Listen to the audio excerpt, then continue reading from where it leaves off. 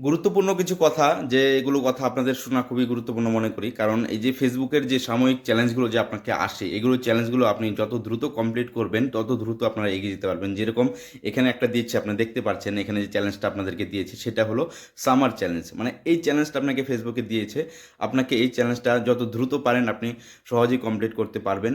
অবশ্যই আপনার নিজের কন্টেন্টের উপর ডিপেন্ড করবে সেগুলো। আপনারা কী করে আপনি ভালো কন্টেন্ট তৈরি করবেন, কীভাবে আপনারা এগিয়ে যাবেন। ফেসবুকে যখন আপনাদেরকে এরকম চ্যালেঞ্জগুলো দিয়ে থাকে, আপনার অতি দ্রুত, যত দ্রুত আপনারা কমপ্লিট করবেন তত দ্রুত আপনারা ফেসবুক থেকে সফলতা অর্জন করতে পারবেন।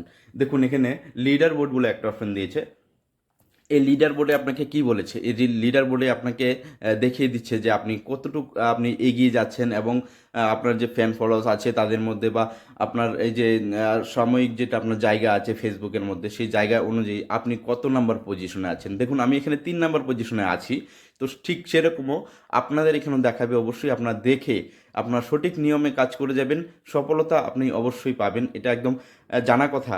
যারা সঠিকভাবে কাজ করছে তারা সফলতা পাবে। সেই জন্যে আপনাদেরকে কন্টিনিউয়াসলি ফেসবুকের যে গাইডলাইনগুলো দেয়, সেই গাইডলাইনগুলো আপনাকে মেনে চলতে হবে এবং মেনে আপনাকে কাজ করে যেতে হবে। ধন্যবাদ।